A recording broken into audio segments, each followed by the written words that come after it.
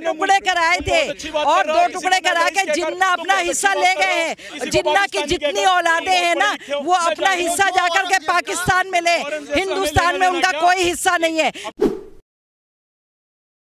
बात रही इंडिया की, भारत की, ये बेवकूफ़ी की बात है कि भारत को इंडिया कह लो या भारत कह लो, है तो हमारा देश ही, या हिंदुस्तान कह लो। जो हमें मोदी जी बिल्कुल नहीं आना चाहिए। हमारा विकास ठप हो चुका, हमारी बहन बेटियों को जला दिएगा यूपी में, देखा आपने उन्नाव में कैसे जलाया है पुलिस ने आधी रात को। ये है हमारा विकास, ये हो रही है हमारे लिए। आपत्ति है ये जो नाम इन्होंने सेलेक्ट किया है, ये मुझे नहीं लगता कि एक भारत का जो नाम है इंडिया, उसको एज ए पॉलिटिकली यूज़ किया जाए। कल को यही हार जीत भी लगनी है इसमें। इंडिया रखने से पाकिस्तानी मानसिकता या पाकिस्तानी प्यार रखने वाली महबूबा मुफ्ती का हृदय परिवर्तन कर पाएंगे? अच्छा, नीतीश भी अपने मन में कई ख्वाब देख रहे हैं, तो उनके ख्वाब ही तक रहेंगे या फिर वो ख्वाब ही रहेंगे? वो बिहार तो संभाल नहीं पाया आज तक। वो हमारे यहाँ बोलते हैं बिहार में डगरा का बैंगन बोलते हैं, तो वही है वो, इधर से लुढ़क के उधर, उधर से लुढ़क के उधर, इतना ही करने में रह गए वो। नाम बदलने से मैं चोर हूँ तो चोर ही रहूँगा ना, नाम मैं कुछ भी कर लूँ, क्या जा रहा है उससे।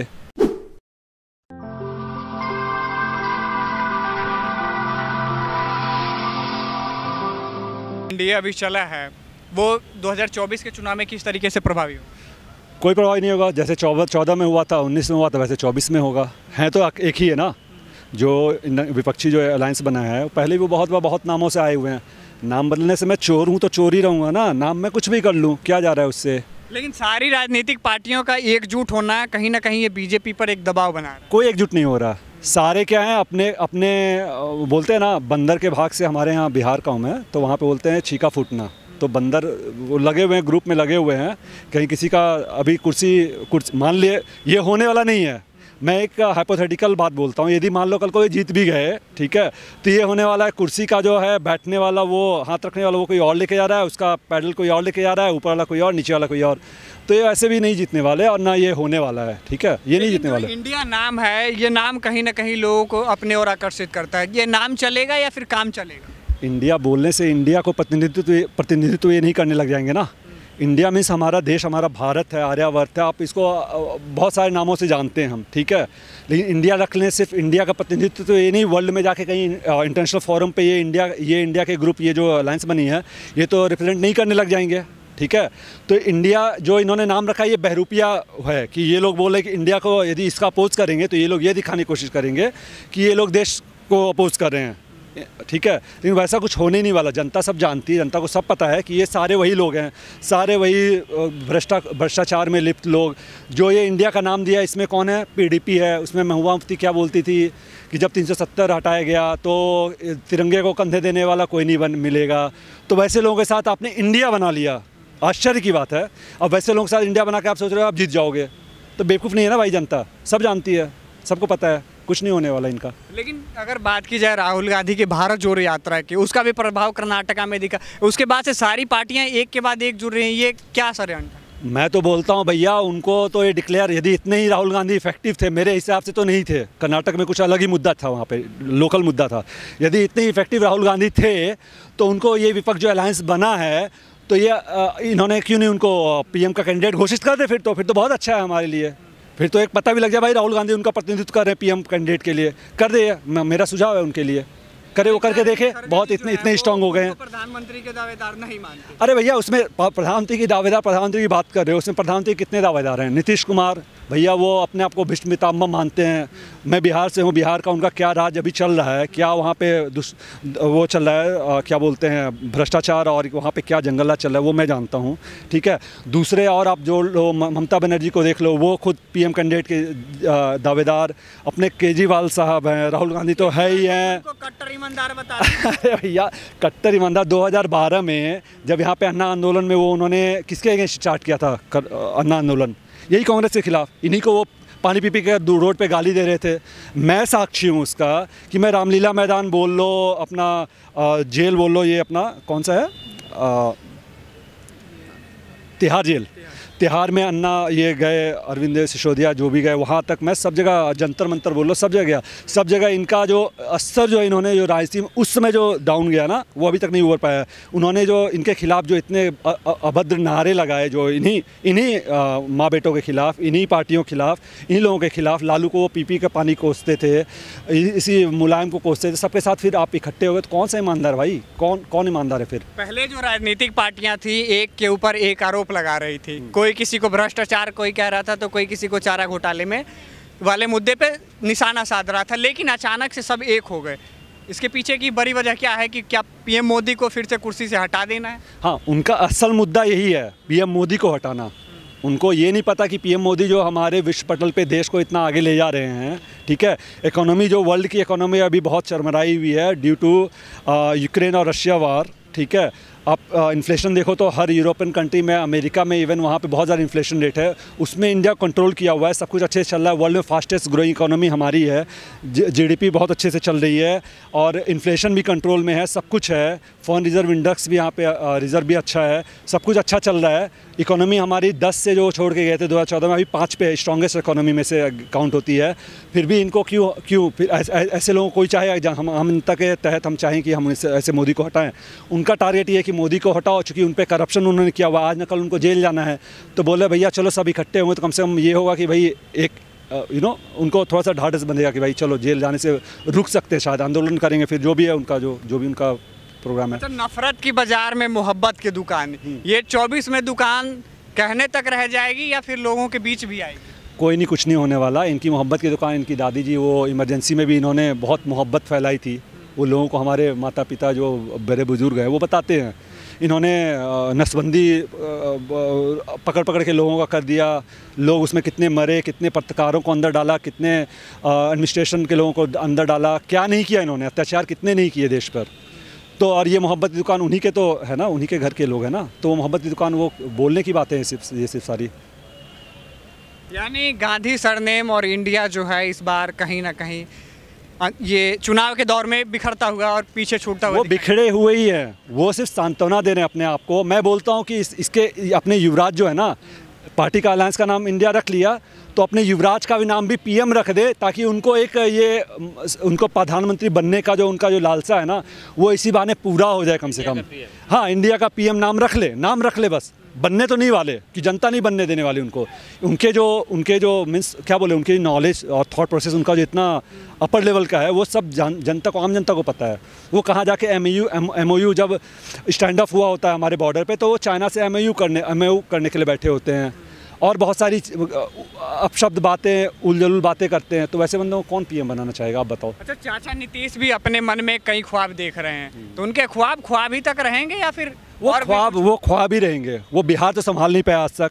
वो हमारे यहाँ बोलते हैं बिहार में डगरा का बैंगन बोलते हैं, तो वही है वो, इधर से लुढ़क के उधर, उधर से लुढ़क के उधर, इतना ही करने में रह गए वो। उनकी अपनी महत्वाकांक्षा जो है, जो वो पूरा करने में लगे, वो पूर्ण होगी नहीं। उसके चलते उन्होंने बिहार को डुबा के रखा हुआ है। जो 5 साल, मैं ये सच बोलूँगा, ठीक है, आम जनता के कारण, कि 2005 से 2010 तक जो वो बीजेपी के साथ आए थे और जीते थे, उस समय डेवलपमेंट हुआ था, वो हम लोगों ने भी चेंजेस देखे थे, ठीक है। लेकिन उसके बाद जो वो इधर से उधर जो पलटी मार रहे हैं और पीएम बनने के ख्वाब में जो जी रहे हैं, तो वो उनको तो संयोजक भी अब कहीं ना कहीं बीजेपी से जो छोड़ी सदस्यता, ये सीएम की कुर्सी छोड़ी, उनके मन में यही शायद ख्वाब था। हाँ, ख्वाब तो यही था, इसी के लिए उन्होंने छोड़ी थी कि उस समय नरेंद्र मोदी जी को वो प्रोजेक्ट किया था पीएम के लिए बीजेपी की तरफ से। तो उनको लगा चलो भैया हम इधर से हट के उधर जाएंगे, तो विपक्ष वाले हमारे को वो एज अ पीएम उनके अगेंस्ट खड़े करेंगे। बट वैसा तो कुछ होना ही नहीं वाला। उधर तो बोला ना, 10 बंदर हैं, सब सर फोड़ हैं आपस में, किसी का क्या भला होना है उसमें? अच्छा, क्या देश भ्रष्टाचार का जो एक बहुत बड़ा मुद्दा है चुनाव से जुड़ा हुआ है, ये भ्रष्टाचार का पोल खुलेगा चुनाव में? खुल ही रहा है ना, खुल ही रहा है। अब एक बात बताओ, वो लालू जी जो जेल गए, किसके लिए गए? कुछ उन्होंने तो वही बोला मैं, कुछ क्रांतिकारी वाला काम तो नहीं कर रहे थे ना, गए ना वो, तो बोलते हैं हम भ्रष्टाचार, हमारे पे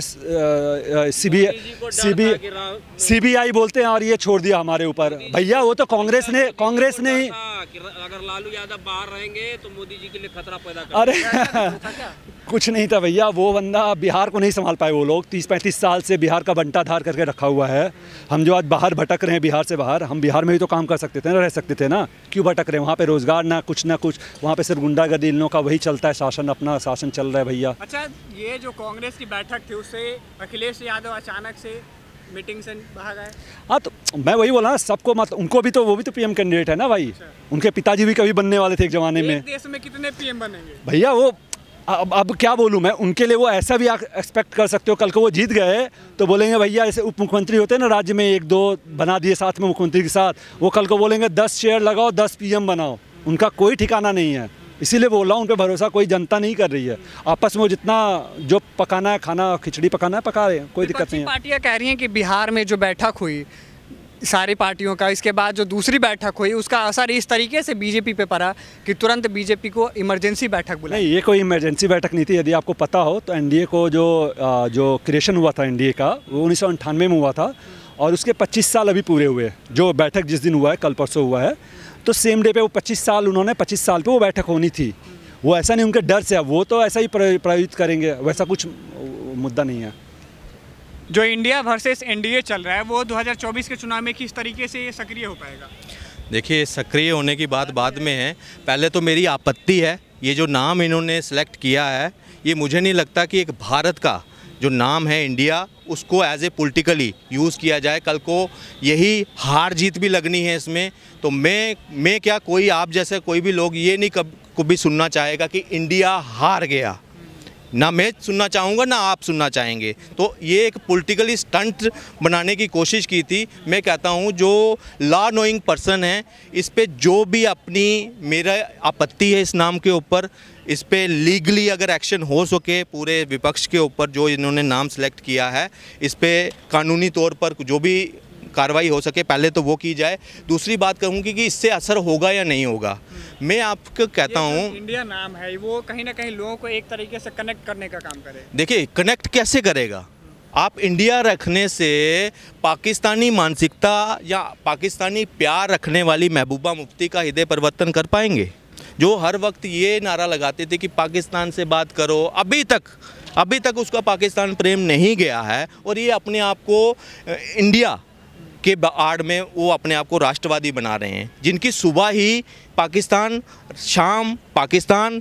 अभी भी अगर इनको मौका दिया जाए, अभी तो ये मतलब इस तरह से है कि इनको अब वो राम नाम जपना पड़ रहा है मजबूरी में।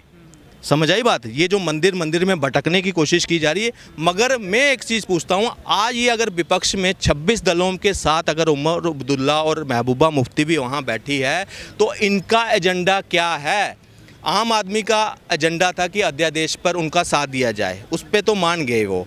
मैं कहता हूँ महबूबा मुफ्ती और जो उमर अब्दुल्ला है, उनका एजेंडा क्या है? मैं भी जानता हूँ, आप भी जानते हैं, धारा 370 को वापस लागू करने के लिए।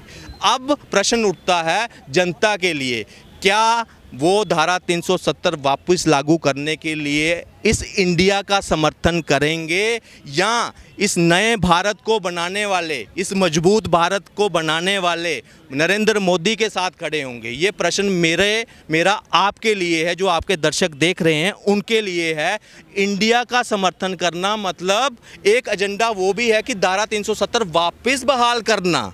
हम उसके विरोधी हैं। मैं मोदी जी के समर्थन में खड़ा हूं, क्योंकि 370 मेरा एक मेन एजेंडा था। मैं जम्मू कश्मीर से हूं, ये मेरा एजेंडा है। मैं तो इस इंडिया, जो इनका इंडिया है, उसका समर्थन नहीं कर सकता। बाकी लोकतंत्र की बचाने के लिए लड़ाई है इनकी। अच्छा, एक मिनट पहले कंप्लीट करने, क्या कहते हैं, लोकतंत्र की लड़ाई के लिए ये गठबंधन बन रहा है।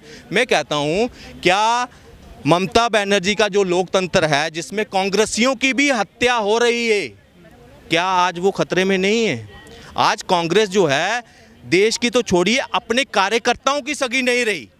जिसने वहाँ रक्तपात किया उनके कार्यकर्ताओं के साथ, आज उन्हीं की गोद में बैठा है राहुल गांधी ममता बनर्जी के साथ, और फिर ये कहेंगे कि लोकतंत्र की हत्या है। अब इस नाम को चुनकर उन्होंने अपने आप को ही एक जो ना मुश्किल में डाल दिया। अब ये विदेश में जाकर ये नहीं बोल सकते कि इंडिया में लोकतंत्र नहीं है, क्योंकि अब इंडिया इनका भी है। इनका अलायंस भी अब इनको जस्टिफाई करना पड़ेगा। कौन सा इंडिया? हमारा अलायंस वाला नेता है कन्हैया कुमार, जब कहते थे भारत तेरे टुकड़े हो गए। बिल्कुल, मैं अभी महबूबा मुफ्ती के ऊपर आया हूँ। अभी कन्हैया कुमार, स्टालिन जो गाय माता के वहाँ उनके कांग्रेस यूथ वर्कर के साथ रोड पे काटा था और वहाँ पे पार्टी की गई थी उसकी। सोचो, एक हिंदू एज ए हिंदू हमारे लिए दुर्भाग्य की बात है और उन्हीं के साथ अलायंस हो रहा है इनका। ये कांग्रेस पार्टी है, ये भेड़ की इन्होंने वो कहते हैं ना शक्ल में सियार हैं ये सारे बैठे हुए, सारे भ्रष्टाचारी हैं और सिर्फ अपनी राजनीतिक रोटी सेकने के लिए ये अलायंस की ज़रूरत है। आज भारत जो है ना डेवलप इतना विकास कर चुका है कि आज अमेरिका जैसे लोग ना वो उसके राष्ट्रपति भी हमारे स्वागत के लिए खड़े हैं। जो कभी हमें सैंक्शन लगाया करते थे, आपको पता होगा, न्यूक्लियर सैंक्शन, इस तरह का सैंक्शन, फिर हमें लोन नहीं मिलना, ये हमने इसी कांग्रेस राज में देखा है। मगर ऐसा क्या था 9 सालों में मोदी जी ने कर दिया कि आज जो है विश्व में भारत का डंका बज रहा है। क्या कहना चाहिए भैया, इंडिया वर्सेस एनडीए जो चल रहा है वो 2024 के चुनाव में किस तरीके से प्रभावी होगा? देखिए, पहले तो ये बात क्लियर कर दूं, इंडिया जो नाम है ये पैदाइश और ये नाम से पहले भारत था इसका नाम। ये कॉलोनियल माइंडसेट का एक एग्जाम्पल है। जिस तरह से आज विपक्षी पार्टी ये कतार, जिस तरह से भ्रष्टाचारी और अत्याचारी का ये कतार है, मोदी नफरत में इनका दिल जार जार है और देश के प्रति इतना नफरत है, बाहर जाके फैलाते। ये इंडिया का जितना भी अंतिम संस्कार कर सकता है जाके करते हैं बैठ के। ये मेरा कहना नहीं है, ये राहुल गांधी खुद जाके किया है। जितना भी नफरत फैलाना है और बचाना इनको अपना परिवार है, यही इनका बहार है और इस देश की जनता भी तैयार है 2024 के लिए इनको दिखाने के लिए। अब रही बात आपको इंडिया वर्सेस एनडीए का, तो पहले ये क्लियर कर दूँ, ये भारत स्वाभिमानी भारत है, ये भारत सनातनी परंपरा का भारत है। ये भारत का जन्म इंडिया से नहीं हुआ है, इंडिया से भी पहले ये भारत ही था।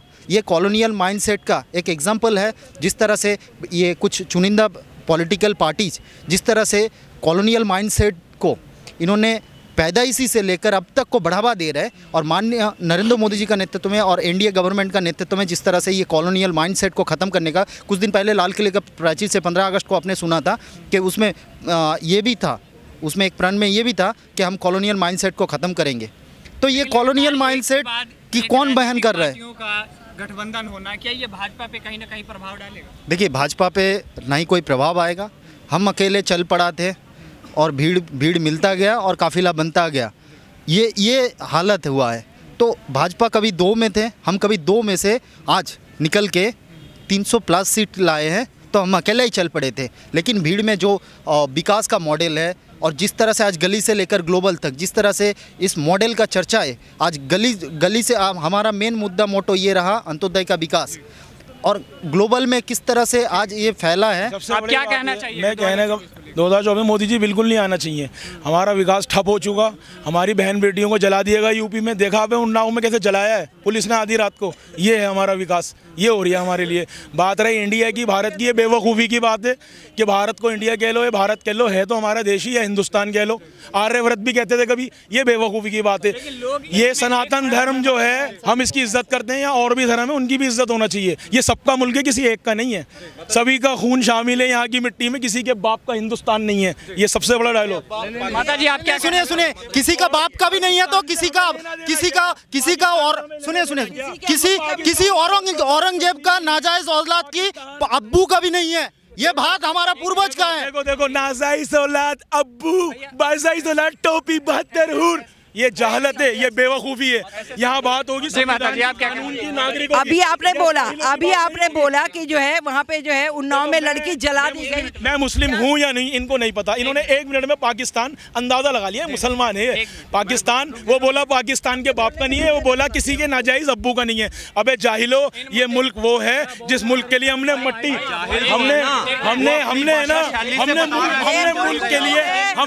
मुल्क के 2 टुकड़े कराए थे और 2 टुकड़े करा के जिन्ना अपना हिस्सा ले गए हैं, जिन्ना की जितनी औलादे हैं ना वो अपना हिस्सा जाकर के पाकिस्तान में ले, हिंदुस्तान में उनका कोई हिस्सा नहीं है। बाकी इन्होंने जो बोला है कि उन्नाव में जो लड़की जला दी गई है, ठीक है, रात को जलाई गई, तो क्या मोदी जी आके जलाए थे? पुलिस ने अगर जलाए, पुलिस ने नहीं जलाए, पुलिस की वर्दी में जाकर के जिसके बंदे ने जलाया है ना, आप उसको जाकर के बोलो। किसी को उल्टा सीधा आप गलत बोलने की जरूरत नहीं है। सरकार वही से, कांग्रेस के टाइम में नहीं हुआ, कांग्रेस के टाइम में भी बहुत कुछ हुआ है।